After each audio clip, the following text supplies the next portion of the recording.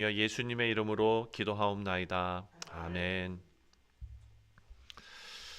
어제 말씀 9장 초반부였습니다. 1절부터 8절까지 말씀을 보면 죄가 드러난 그 상황에서 이스라엘의 모습에서 에스라가 어떤 반응을 보였는가를 우리가 살펴보았습니다.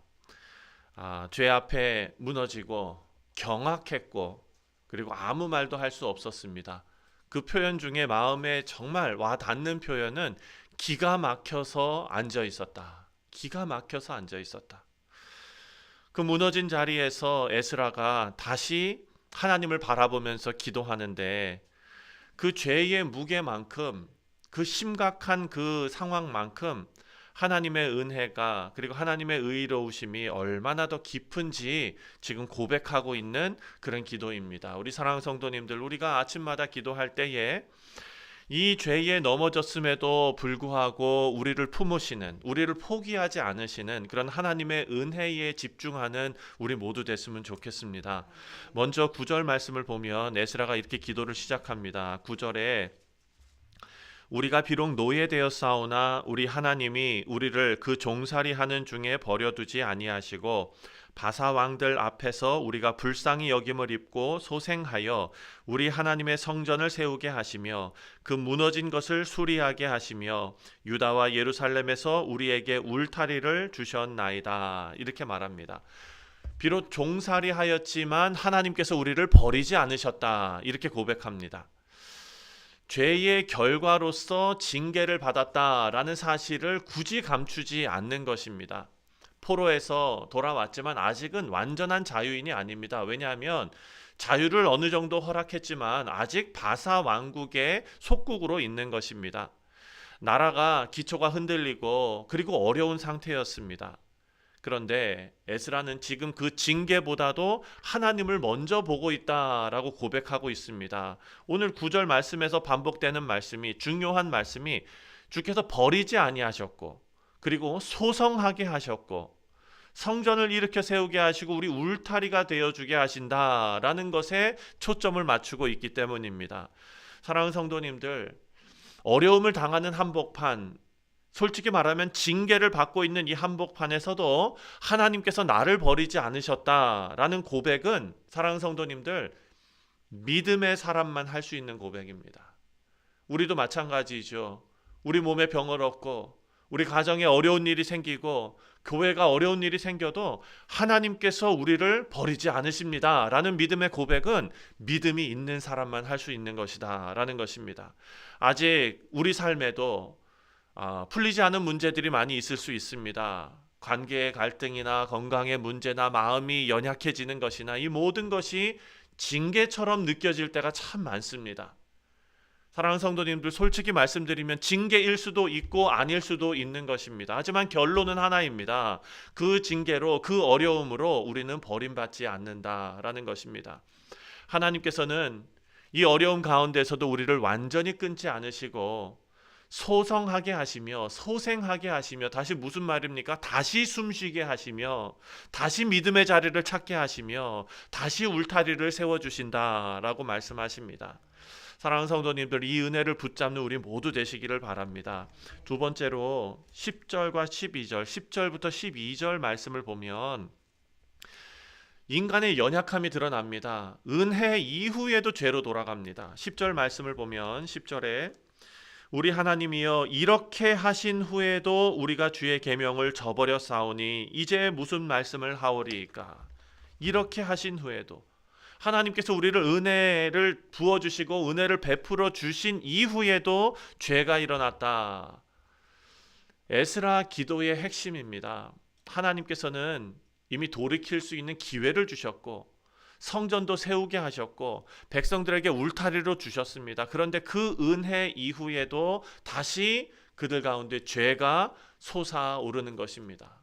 우리의 모습을 보고 있는 것 같습니다. 죄가 무섭고 그리고 그 죄가 뿌리 깊은 이유는 우리가 은혜를 경험하고도 다시 죄로 돌아간다라는 점입니다. 하지만 우리는 다 알고 있지요. 하나님께서 어떤 분이신지, 그리고 하나님께서 우리에게 어떤 은혜를 주셨는지, 우리가 어떻게 살아야 하는지 다 알면서도 우리의 마음의 자세가 흐트러지고 다시 옛날 습관으로 돌아가 버리고 믿음을 잃어버릴 때가 많다라는 것입니다. 이것은 비단 이 시대의 이스라엘 백성들의 문제가 아니라 우리의 문제일 것입니다. 문제는 죄가 아니라 은혜 이후의 죄입니다. 다시 하나님 앞에 나아가 무릎 꿇을 수 있는 그런 우리의 마음이 되어야 하는데, 은혜 이후에도 우리가 주님을 떠났다라는 이 고백, 이 한 문장, 이 고백, 사랑하는 성도님들, 우리가 이렇게 고백할 수 있는 것, 에스라가 이렇게 고백할 수 있는 것, 은혜를 받았기 때문입니다.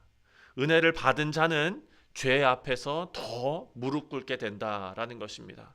그래서 우리가 중요한 것은 은혜 이후에도 죄를 지었다, 이 사실이 중요한 게 아니라 은혜 이후에도 죄를 지었는데 그럼에도 불구하고 하나님 앞에 다시 무릎 꿇었다, 이 사실이 중요한 것입니다. 그게 가능했던 것은 은혜를 입은 자였기 때문이다 라는 것입니다. 마지막으로 13절부터 15절까지의 내용을 보면은요, 참된 회개가 에스라의 입에서 터져 나오는데 그 기도를 이렇게 맺습니다. 13절입니다. 13절에 우리의 악한 행실과 큰 죄로 말미암아 이 모든 일을 당하여 싸우나 우리 하나님이 우리 죄악보다 형벌을 가볍게 하시고 이만큼 백성을 남겨 주셨나이다. 남은 자를 여기 있게 하셨다라는 것입니다. 우리가 지금 이 자리에 있는 것은 우리가 의로워서가 아니라 하나님께서 우리 죄대로, 우리 죄 받은 형벌 그대로 우리가 다 받았더라면 이 자리에 살아남을 사람이 하나도 없었을 텐데, 우리 죄대로 갚지 않으셨다. 우리가 남아있는 것은 그 자체가 은혜이다. 이 고백입니다. 15절 말씀을 보니까 15절에 이스라엘의 하나님 여호와여 주는 의로우시니 우리가 남아 피한 것이 오늘과 같사옵거늘 도리어 주께 범죄하여 싸우니 이로 말미암아 주 앞에 한 사람도 감히 서지 못하겠나이다 하니라. 사랑하는 성도님들, 15절에서 변명을 찾아볼 수 있습니까? 여기엔 아무런 변명도 없고 아무런 이유도 없습니다. 자기 합리화도 없습니다. 그냥 하나입니다.